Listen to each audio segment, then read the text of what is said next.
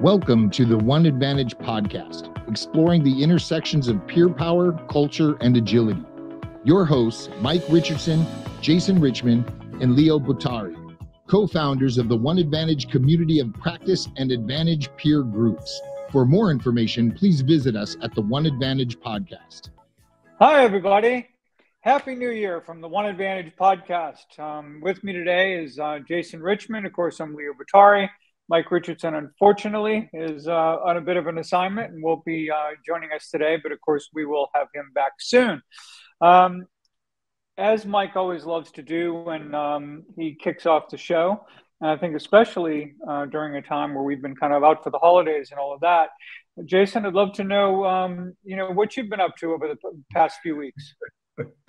Well, year end, contemplating year end and 2023 planning, which I think probably every leader, every manager out there today has probably done a little bit of that over that holiday period, but took some real downtime, took some good time with family, nieces and nephews, brothers and sisters. I mean, just really spent some serious downtime over the holidays and kind of reevaluated direction and plans for 2023. And I just want to welcome everyone to our first podcast of 2023.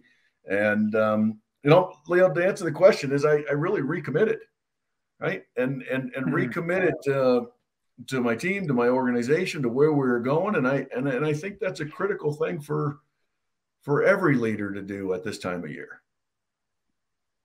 Yeah, I think so. I think that starts with kind of what you mentioned, a little bit of reflection, right? A little bit of looking back at 2022 and seeing the kinds of things that, it's kind of how far we've come, appreciating that, celebrating that. I think not only for us, but for, everyone out there, that you took the time to do that. And not just, it's easy to always look at what's out there and what you still have to accomplish and what's on top of that, over that hill or on top of that mountain. But the reality is that you only get there by one step at a time.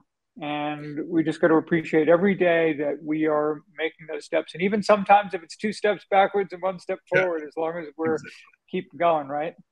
Yeah, well, that takes us into what we're talking about today, and that's really the power of teams, incorporating peers, and what teams actually do for you, your organizations. There's not a world out there that you're going to be successful if it's all individualistic, right? And what we're talking about today is really the power of that team, and then that reflection, realizing that. Your successes, our successes, ideal outcome successes really didn't come from me, Leo. They're really driven and provided and generated by the people on the team out there, doing what they do every day and finding that level of appreciation and really understanding that they really make it happen. And that's I can't tell you how much I'm a believer in the power of team and the level of intelligence and the level of collaboration and the results it actually produces, and it also sets you up for success going forward. Well, one of the things, and this kind of brings us to what helps teams be great. When we think about this in sports, and of course we experienced a lot of team sports over the holidays for sure, and we watched the culmination of a whole season's work in many respects, particularly in college football, about these teams and what they were able to do and how far they were able to go and what they were able to accomplish. But of course, the difference between those sports teams and the teams that we have in business is they practice. They practice, and then they play the games, and we get to see what that work looks like. For us, every day is game day. When do we get to practice? We have that reflection time over the holidays, which is useful and all that. But at the end of the day, when do we get to practice? And this is where, talking today about how groups inside companies working alongside teams can provide people that reflection time, that ability to learn and grow, so that it not only makes them better individual contributors, but also makes them better team players. Yeah. So I'd love for you to talk a little bit about, there's a lot of things that, of course, in your books and all that you've talked about that are essential to culture. What I'd love to be able to do when you talk about those things is kind of be able to connect the dots a bit to how group work helps us build the muscles around those things that make people's culture so successful. being kind of born and raised outside of Chicago and living for several years in Chicago, I'm a Bulls fan. I have to be, and that was Michael Jordan's era. And I love this quote that he always says: "Talent wins games," and that's true. We see that all the time. But teamwork and intelligence wins championships, right? Teamwork and intelligence takes you to that new level. It's one thing to have a social network within your team and a lot of collaboration and a lot of unity and friendships and socialism. That's all unbelievably powerful and fantastic things. But if you're not utilizing your team to collect the actual individual intelligence and put it in a group format to drive you forward, you're missing the point of high performing teams. In my research that I did for 2 years before I wrote Culture Spark, we talked about I interviewed hundreds of people all over the world. And I can't tell you, it had to have been over 90% of the interviews that I had talked about the power of intelligence within their teams and their organizations. When you talk about succession planning, career advancement, development planning, every aspect of their business, the high performing cultures were gaining that intelligence from the teams that they have put in place in their workforce. Does that make sense? No, of course. But, part of me too thinks about the fact that, we throw around this word culture.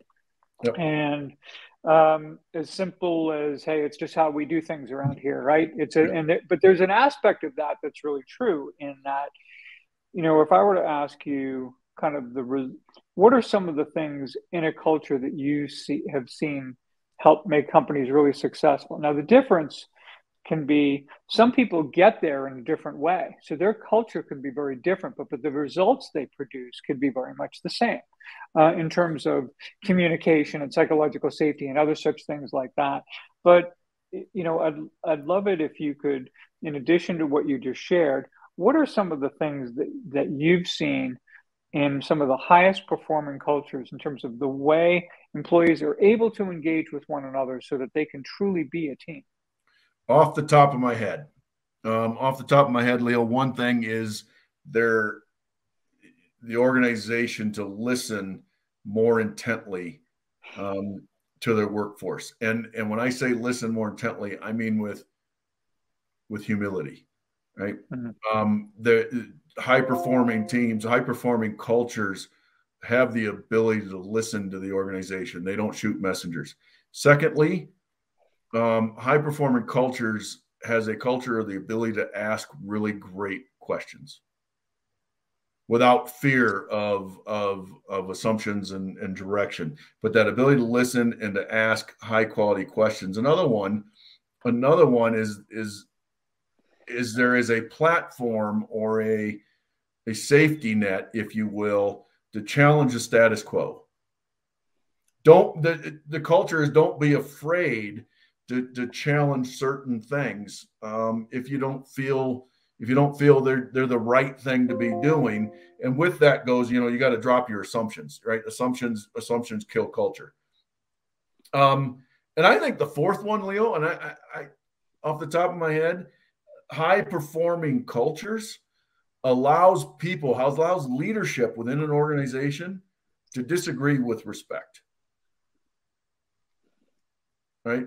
It's okay if people on your team or different teams coming together or in collaboration processes, it's okay if there's disagreement within that team performance, but high performing cultures disagree with a high level of respect for each other. And I think off the top of my head that, those are things that are kind of coming to mind and address to what you're asking. And I think you bring up a lot of things that sound simple, but we know they're not easy. Yeah. Right? And they not only take us understanding kind of cognitively that these things are important, but how do we practice this? How do we get better at it? It kind of brings me back to this idea of, Peter Senge in the early 1990s talked about practice fields, talked about, how do we do that? And I think today, especially with what we can do virtually, we can bring people together in group settings where they can engage with one another. And when they do that, it's not just about whatever content they may be getting. We kind of refer to that as kind of the intentional learning part of it. But the real advantage and value to groups and teams that learn effectively together is they have a lot of what I'll refer to as collateral learning. And that's basically from John Dewey back in the 1930s talked about this, where it's not just about what you learn intentionally, but it's what you learn from how you learn. So when you're in a group, you get to do those things that you just brought up. You're more present. You listen more openly, without judgment, without making assumptions, jumping to conclusions, rushing to judgment. You do so with a level of humility and respect that creates a psychological safety so people can engage one another around what it is that we're doing there. We've got a purpose in what we're doing. You know, I mentioned to you all before, I think, on this podcast about being at Mullen Lowe for a number of years, advertising agency out of Boston. There could be a lot of conflict there. Mm-hmm. The difference was they weren't fighting against each other. They were fighting for the best idea. Yeah. And because they understood, the people in that agency understood how to do that, they recognized why they were there and what this was all about, then their ability to actually deliver on that. Now, they get there differently than other, their competitors who also do good work, get there. But you can see where when you are part of a group and you can engage with one another and help yourself kind of become trained, if you will, have it become second nature for you to listen and to not make assumptions and to be open and these kinds of things. It's an enormous benefit. I'll give you an example. How do you get there? How do you do this? How do you build this team, togetherness, right? I have a client that's been a client for over 12 years now. And, they've got a lot of groups. They do a lot of reward things. They do a lot of, in their learning and development, they do a lot of cohort modeling. They do a lot of offsites. I mean, they're a nationwide company. So they have these events constantly across the country. Every month they got different groups meeting and working on things, right? So, and I've been working with them for over 12 years. Well, coming out of the pandemic, we've seen a dramatic shift because we were working with them. How do we take these events and make them more productive? How do we take the advantage of these people being together and building stronger teams? And, in the past, it was dinners, it was cocktail hours, it was reward banquets and things. Now we've fundamentally made a transition that whenever these groups, whatever group it is, whatever peer group, whatever, business silo it's from, we're incorporating in what we do a half a day of community events, community services. That group might go out and clean up beaches, right? They might go out and work in shelters. They might go out and build bicycles or repair bicycles, right? There's hundreds of things that these groups have done, but you have seen now this transition, how stronger these teams have become, instead of just going to dinner or having a cocktail hour or going goofing off. You mentioned the word purpose, right? It's given this team a stronger sense of purpose that then gets inserted into their day-to-day life. And when people do something purposeful and they do it together and they're successful at it, what does that do? That strengthens their relationships. And now you've got people who will listen to their colleagues, right? They'll be more open, they'll be more cooperative and collaborative, and they'll understand what people do and what they care about and what their hot buttons are and how to work with them, how to ask for their help, to know who to ask for what, essentially. And, all too often, and this is where the group work also helps members get to know, team members to get to know each other better. One of the things that you and I have chatted about before is when you look at traditional learning and development, whether it's done in micro learning or offsites or conferences, whatever it may happen to be. Oftentimes it's extremely difficult to operationalize that learning because there's basically no mechanism to do it. Yeah. So this is where when you get people in groups and when they can quote practice and when they can sit together and say, hey, you know that conference we just went to, you know that micro learning course that we all just took, what are the one or two things from that if together we decided to implement that changes things for us in a very positive way. And it's that simple. And unfortunately, when there's no mechanism to do that, these things don't happen. There may be some learning, but there's no development, Yep. Correct. So at the end of the day. So on a daily basis now, every kind of learning engagement that we're doing, we're really focusing on that cohort modeling, where you got a group of 12 to 25, right, that are together, but we stretch that out over time. Whether we do it virtually, whether we do it in person, whether it's a hybrid model, doesn't matter. But the days of doing 5 days of learning and development in a room, in my mind, are kind of gone. What we've been doing is let's gather for a half day, a day and a half, and then we're going to get together in a month again. But in between, you're going to be a peer group, and we're going to be having an organized sustainability application efforts into what you are doing in this classroom and how to drive that or insert that into your teams, into your roles, into your responsibilities. And really, a lot of that came from you, Leo, and the power of peer groups. In my mind, they can be structured in so many different ways and so well-rounded and utilized in so many different scenarios, whether it be in learning and development, whether it be in leadership strategy, whether it be overall operations. But I mean, we're using that methodology more and more than we've ever done for stickiness, sustainment, application, really bringing learning into the workplace. Well, and also when you do it as you described, and there's this learning, but then there's the peer-to-peer element of it where they reinforce with one another what resonates with them and what they're doing. Now they have a chance of really operationalizing because they now own that. This isn't someone who wrote them some report and said, do this, you should do that. And it's top-down driven and all that. This becomes, even if the information comes from a top-down source, give them time to, have these, they come together in sense-making exercises, essentially, right? And they figure out what they're doing and what they're not. And I think the more that leaders recognize that, well, there's a lot of emphasis on our top-down, right? Our SVPs, our VPs, our directors, managers. It is what runs horizontally through our organization that gives that vertical structure strength. And the more that we recognize how much mutual trust there is for one another, or can be, when you help them engage and build that trust among one another, and the difference that can mean in terms of A, that they'll do it at all, but B, that they'll now really do it and own it and give it a real chance for success. Yep, correct. And and that like I said, that you've been way ahead of the curve with that. You've been way ahead of the trend of the power of teams and peer groups. Your books are based on them, right? And it's a unique thing. People ask me all the time, well, with this hybrid workforce and where we're doing and working from home and what's the advantages of a hybrid and coming into the office. And I don't know about you, Leo, but I am a component of hybrid workforces when it really makes sense, right?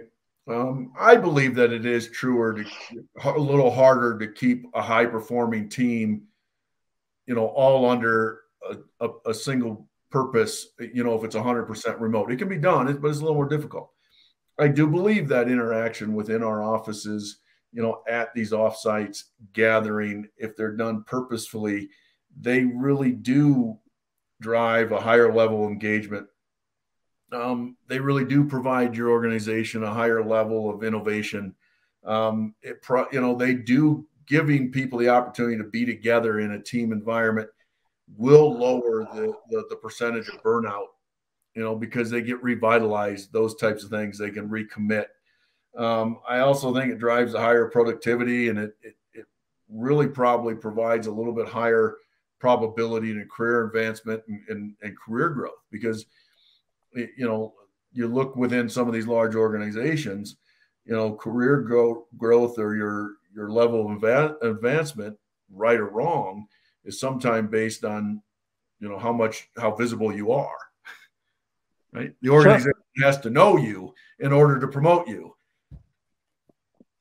Well, and that was one of the big things remotely. A lot of times people talked about, the fact that people were feeling isolated and all these kinds of stuff. But I think that the feeling of obscurity had to be really high, right? Half the time people, prior to COVID, just getting noticed while you were in the office was hard enough. Now all of a sudden you're sitting at home and you're working hard and you're doing things. And it's like, well, who's seeing this? Who's seeing my hard work and what I'm doing? How am I getting noticed? So, but this is where leaders had to work extra hard at being able to show that and be able to pivot and not try to take their office environment and try to plop it into an online world. They had to reinvent how they were going to lead and how they were going to work with people in a way that leverage some of the real resources around this. While everyone was complaining about Zoom, Microsoft Teams, and all these other platforms, the reality is, and I'd remind folks every once in a while, I said, you know what? If this pandemic had taken place during the 2008 financial crisis, good luck. Yeah. Because now, back in 2008, there was no Zoom or Teams or Slack. None of it existed. Right. So we would have had our ears bleeding on these crazy, conference calls that we would have been trying to pull together. And it just would have been a disaster. So, sometimes just being grateful for what we have. And I think that when you got people together, they also co-created in a beautiful way in terms of, well, how do we do some fun things on this platform? Because it's what we got, like it or not. Yes, we want to be in person, but this is what we got right now. So let's make this sing. Let's make this work in some way, shape, or form. So Leo, I got a question for you. Let's say we're working with an organization and leadership changes, right? I mean, this is a true scenario, right? I'm working with an organization and they've just gone through a massive leadership shift. Some people retired, some people have moved around. I can tell you at a high level of leadership, we've probably got 8 or 9 leaders all of a sudden responsible for brand new teams. And for managers and leaders in those situations, even individual contributors, where would you start with that leader? Where would you personally advise and start with that leader in building that high-performing team? Yeah, well, I'll tell you, I would tell that leader, what a great opportunity you have, right? I mean, what a great opportunity you do have to really reinvent, in some ways yourself, take the best of what you think you bring to the table as a leader, take some things where you could get better and figure out, how do we build those relationships? How do we build that rapport? How do I find out what my team members care about and how I can help them be successful in whatever they're doing? And if we can start off that relationship that way, if we recognize that as the leader, I'm not a part from the team, I am a part of it, and that we are all in this together, I think that there's a great opportunity there for those leaders. That's obviously a very kind of quick answer to a much longer question. But when you start drilling down into that, if you can use that as your real basis, I think, and really connecting, one of the things that, we had chatted about once when I was talking about the Ineos 159 challenge and the whole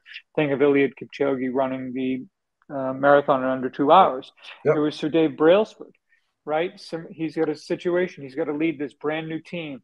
Everybody in the team is very gifted and talented, but all in very different ways and all in different very areas. So the 2 things that he did that I thought were really brilliant, and maybe this would be good for anyone starting a team, is one, he had a why. In addition to the goal of under 2 hours, the why was, how do we inspire the human family? No matter what you do in this life, how do we take away self-limiting beliefs for people all over the world? Now, he says to each member of the team, what's your why? Why is it that you care about being on this big team here? Why does it matter to you personally? And to be able to make that not just a shared purpose, but a connected one. And I think he did that really well. And the other thing he did was he inspired hyper communication among everyone. Get to know each other personally, your craft, your field, you're this, that, and the other. A, you're going to build trust, and B, you're going to know who to ask for help about what and how and where our opportunities are to try to do, quite frankly, what a lot of people felt was impossible, that they create the conditions for someone to actually run a sub 2 hour marathon. So, I think those lessons that Sir Dave Brailsford, I think, taught us in terms of how he led that whole NES 159 Challenger, a terrific start, for any leader. One thing I wanted to ask you, just because I want people also to recognize out there that when we talk about groups and we've talked about learning and development and relationships and all that, I think the other real key is when McKinsey talks about change initiatives, right? And that the reason that they fail 2/3 of the time has to do with the fact that you can't get everyone. It's typically not because the change was so bad or so ill-conceived or something like that. You just couldn't get everyone rowing in the same direction at a level of engagement that was going to really do what it takes to actually make this thing be successful. Yep. So I think groups have a great way of being able to create that alignment and help, inspire that level of engagement. And, I'd love to know, is there anything you've seen some cultures do when you've been inside a culture where they really are aligned and really engaged in a really great, how do they do that? I think groups is one way, but Well, from a leadership perspective, and especially when it comes to a change, right? And when there's change initiatives, when a leader comes into a team, right, it's no different than if we move to a different country, right? That team has a culture, right? And there's a level of uncertainty, fear, non-trust, right? On these new people coming into a team like this. So I don't know if this answers your question, but I was just talking about this yesterday with a couple of people. Leaders in organizations, when they shift or they're trying to initiate change or they need to drive change or they're changing people's worlds, right? They have to adapt to those people. Often what we see in low-performing cultures is the expectation that the people are going to adapt to me. Right. So to answer your question, how does change initiatives work well? It's when that change is communicated and presenting and brought to the forefront with the team members' interest in mind and not the leaders. Right. Because you're going to have a lot harder time getting 10, 20, 30 people to change rather than to take that self-reflection time, really understand that culture of the team that you've got inherited or that you currently exist, and adapt to that culture and adapt to that way to sell that change initiative in their interest, not in your interest. The very similar conversation I had leading a CEO group meeting recently, and I remember the CEO just said to me, "You know what? People just don't like change." And I said, "You know what? People are fine with change. If they're initiating the change, if we're in charge of the change, we're all good." It's not that they mind change. It's they resist being changed. That's right. So when we put people in a position where all of a sudden now their world is upended and they have to deal with what unexpected as opposed to, how do we engage them and keep them and involve them? How do we have a more inclusive leadership style that have people not feel like they're victims in change, but they are in fact agents of change. They are co-authors of change. So I think when that is possible, when we can enlist the power of peers, when we can bring people together and get their ideas about, hey, there's a change that maybe is forced on all of us. Yeah. Now, as we go through this period together, let's come up with some collective intelligence, some collective thinking about what that can look like going forward. And I think people will at least feel much more, a positive part of that whole experience. Well, Leo, we're kind of coming up to our time here. I mean, I just want to tell everybody to remember, this teamwork, leadership, building a high performing culture, it's not a science, right? It's a practice. And I challenge, Leo, you talked about high performing sports teams and stuff. What they do is practice. So as a leader, remember what Michael Jordan said, right? Teamwork and intelligence wins championships. Take advantage of that intelligence by building strong teams. Start there. Start by focusing on your team and gathering your intelligence to win, right? And remember that it is a practice, and you have to continually practice this to be really good and be successful and have that high driving culture. Well, on that note, until next time, Jason, great to chat with you today. And join us for our next episode of the One Advantage podcast. And hopefully Mike will be with us in a few weeks. Thank you guys so much. Thank you all. Thanks for listening to the One Advantage podcast. If you liked this episode, please consider helping us by rating us wherever you listen, spreading the word, having us as a guest on your podcast or webinar, and mentioning us in social media. Find us at the One Advantage podcast, where you can get more information about us and this episode. Thanks again for listening, and we look forward to more great episodes to come.